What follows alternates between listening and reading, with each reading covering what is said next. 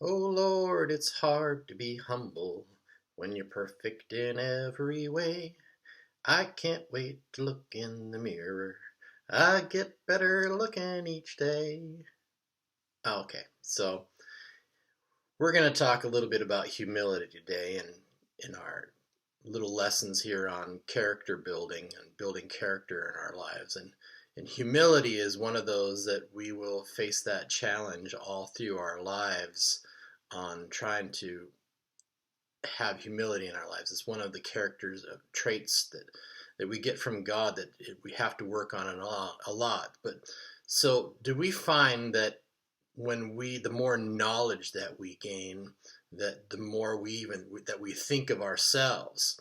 So let's think about it this way. So like at one point, man must have been, he must have kind of felt like he was pretty big. But then as the more and more he looked at the world around him, the more he realized that eventually, looking at the whole universe, he's just a speck. And so, what we're looking at here in humility is we're wondering, where is that balance? And there seems to be kind of a paradox here. And what's a paradox? A paradox, for an example, is God has given us, He created us with the power to be able to deny His very existence.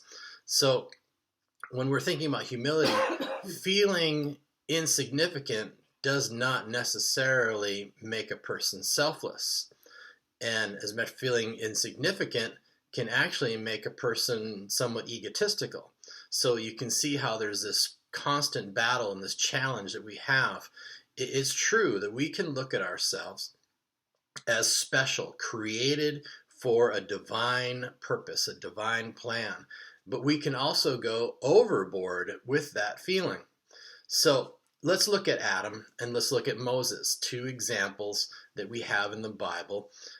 Adam was created in the divine image of God, and he must have thought, he must have thought he was the epitome of God's achievement in being in God's creation and everything that he created.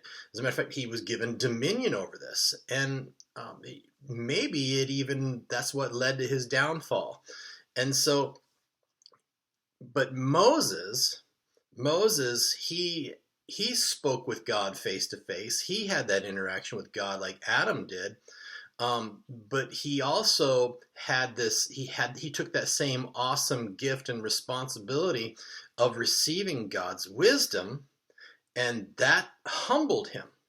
So the Bible says that Moses was the most humble man on the face of the earth, not despite, but because of his greatness. Okay, see, now we can see how we've got this paradox going on. How do we balance this out? How much humility is right, and how much is there too much humility? So you can see why this is an important character trait that we are building on all of our lives. When the children of Israel received the Torah at Mount Sinai, it was an awesome and humbling experience, and in that they received the Torah and a great responsibility. When we receive the Spirit of God into our lives, and when that Torah is written on our hearts, it also is a very awesome responsibility, and it should lead to humility in our lives. Now, oftentimes we take what we know about God and what we know about salvation, and we take that and we thump people over the head with it because, hey, we've got it. We understand. We know we're the chosen. All of this. You got to watch out with all that kind of stuff.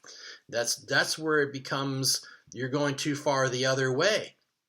And so our challenge is to take the knowledge of how small we are and join it to that sense of how great we can be. You see, there's some balance in there. So, what is the kind of humility that we should be striving for? You could say it in just just two words: to be humbly great. Balance. And that is the challenge. And study of Torah is the key.